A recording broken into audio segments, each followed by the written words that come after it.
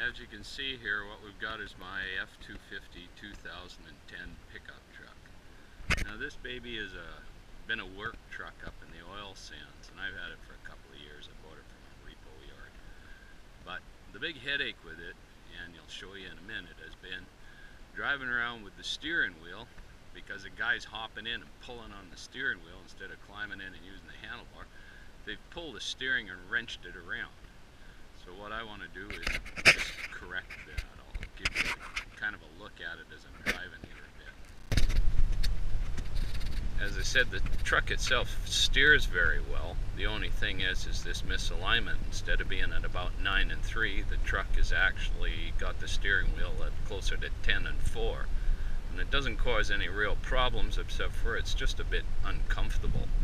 So what I'll be doing is I'll be going underneath and adjusting the linkages so that we straighten this out.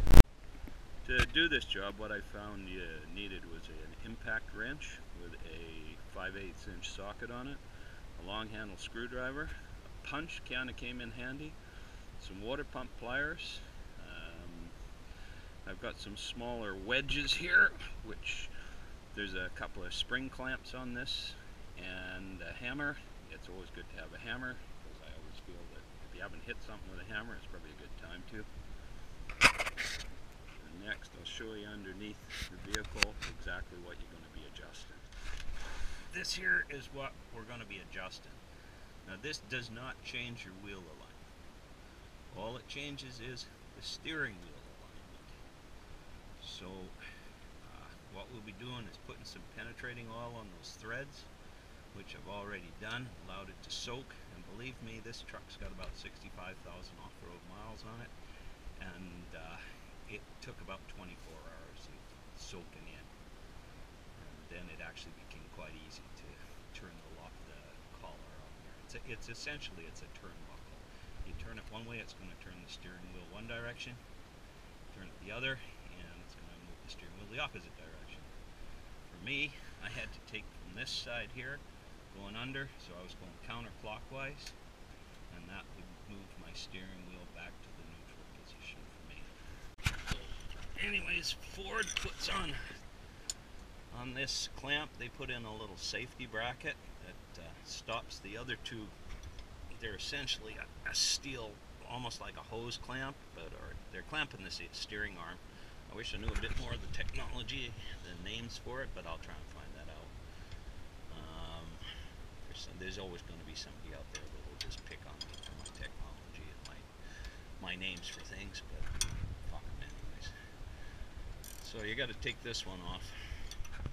Now Ford puts a bracket on here to help steady that steering arm, and what you have to do is you'll have to loosen up this bracket, and once you've done that, you can then turn this.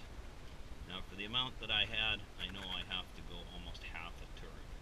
You have to play with this maybe a little bit. You might have to do it more than once, but for the amount of time this takes, it's a sweet and easy fix to that crooked steering. For this turnbuckle, essentially, if you're about an inch out, which is approximately what my steering was out, I know that what I can do is I can rotate that buckle, and I'll have to get it rid. Now, I've taken that turnbuckle, as they say, and turned it backwards, anti-clockwise, and for the amount I had to go, which was a little over an inch on the steering wheel, roughly, for how much it was out of a line, I've taken this back approximately a half to 2/3 of a turn, and that should put me pretty close in the ballpark, probably close enough that I can tolerate the steering. If not, well, you see that this is pretty quick, and we'll just adjust it a bit more then to try and tweak it in a little bit. So now I've made those adjustments, and as you can see now, the steering wheel is a lot straighter. I may have gone a hair past it, but I think at this point it's certainly a hell of a lot more livable than it was the other day. That's pretty well all there is to it. I think the main thing about it is getting all that penetrating oil in there and making sure that it loosens up that turnbuckle part. Otherwise you'll be fighting it. It took 24 hours of letting that oil soak in there before I could easily turn that turnbuckle. But you see that the truck tracks straight because it doesn't change the steering, and the steering wheel is straight, and it's a lot easier on the hand. Anyways, hope that helped.